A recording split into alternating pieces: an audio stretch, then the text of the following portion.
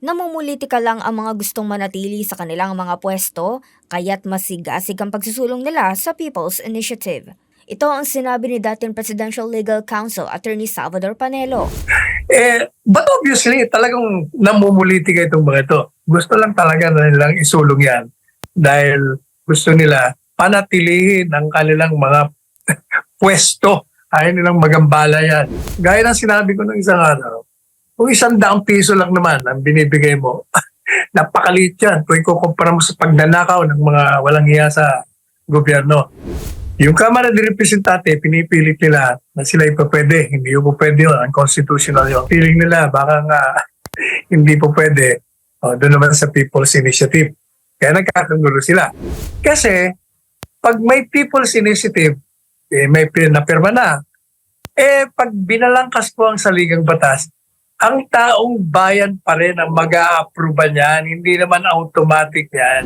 Yung mga pumirma dyan, it doesn't mean napapabor sila doon sa gagawing saligang batas. Yan ang akin dyan.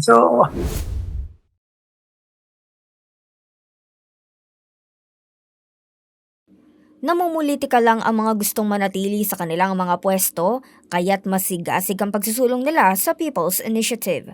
Ito ang sinabi ni dating Presidential Legal Counsel Attorney Salvador Panelo. Ayon pa sa kanya, ganito mismo ang ginagawa ng mga gustong baguhin ang saligang batas.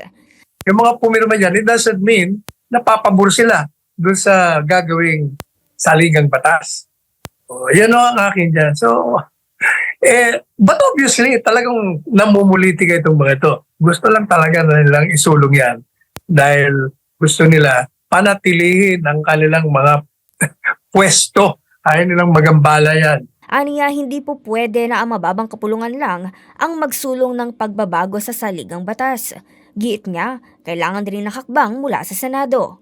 Merong People's Initiative, merong Kongreso acting as a Constituent Assembly, and Congress calling for a Constitutional Convention. Yung Kamara de Representante, pinipilit nila na sila ipapwede. Hindi po pwede yun. Unconstitutional yun. Kailangan dalawa sila, Senado, saka Kongreso. Mukhang since ang feeling nila, baka nga hindi po pwede. Doon naman sa People's Initiative. Kaya nagkakagulo sila. Sa kabila nito, ipinaliwanag niyang hindi automatic at dadaan pa rin sa proseso ang anumang hakbang na nagsusulong na mabago ang saligang batas. Gaya ng sinabi ko ng isang araw, kung 100 piso lang naman ang binibigay mo, napakaliit yan kung ikukumpara mo sa pagnanakaw ng mga walang hiya sa gobyerno. Sa akin, hindi ko pinapansin yun. Alam niyo ba kung bakit? Kasi pag may People's Initiative, may napirma na. Pag binalangkas po ang saligang batas, ang taong bayan pa rin ang mag-a-approve niyan. Hindi naman automatic yan. Anumang hakbang ng pag-amyenda sa konstitusyon ay maaaring idaan sa isang People's Initiative na mangangailangan ng di bababa sa 12% ng kabuoang bilang ng mga rehistradong botante.